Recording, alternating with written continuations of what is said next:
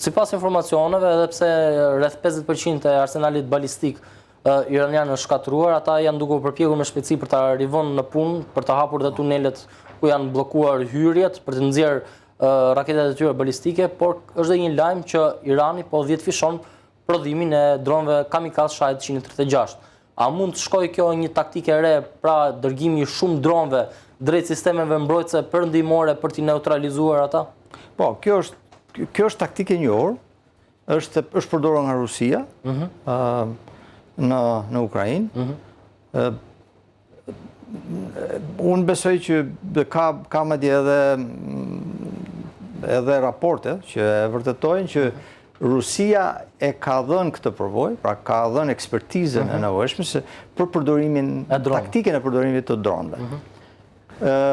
Kështu që natyrisht përdorimi masiv i dronëve e vën pozitë shumë të vështirë mbrojtjen kundërore të çfarëdo lloji shteti, përfshirë dhe Izraelin, që ka një mbrojtje, le të themi, kundërore të hekurt.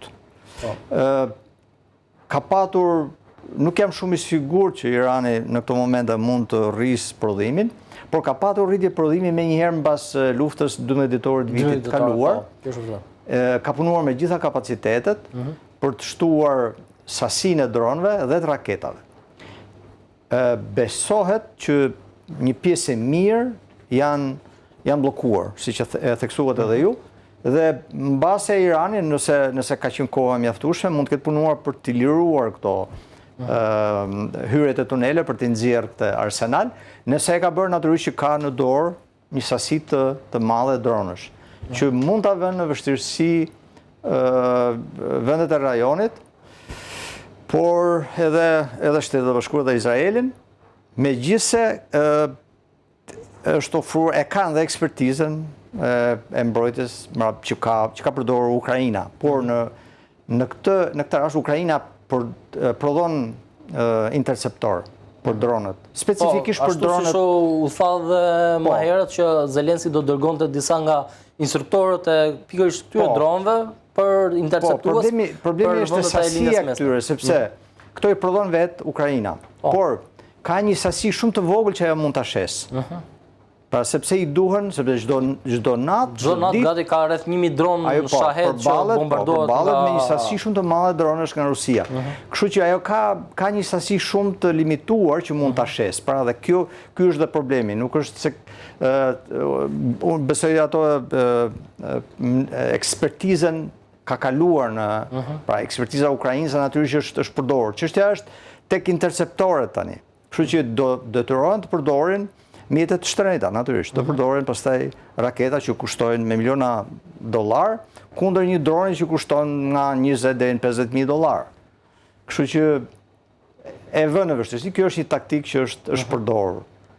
Unë besoj që mund Irani, nëse ka arritur të zhbllokojë ato rezervat që ka patur, të bllokuara, natyrisht që e ka edhe këtë mundësi në dorë.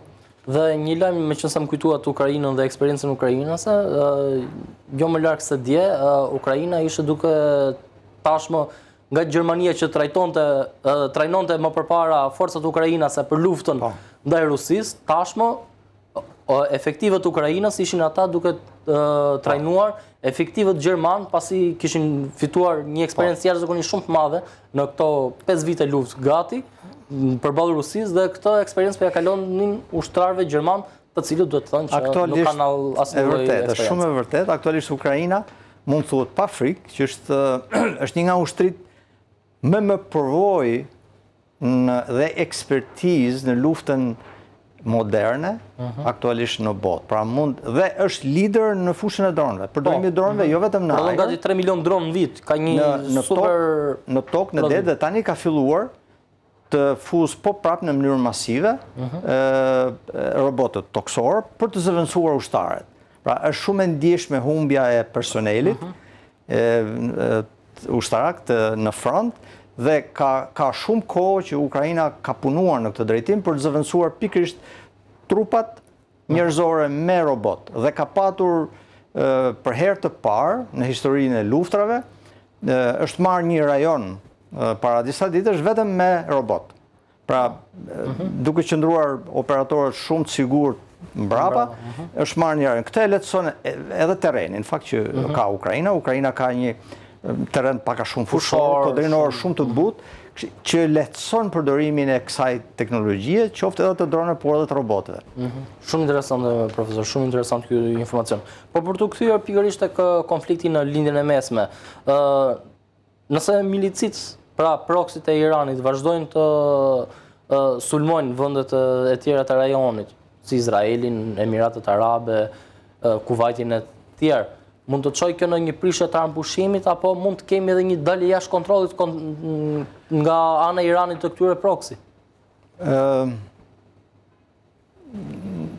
Ka gjasa natyrisht, sepse gjithë organizatat që janë në rajon, proksit, ose si quhet tani, por gjithë organizatat terroriste të armatosura, kanë edhe agendat e tyre, në fakt, lokale.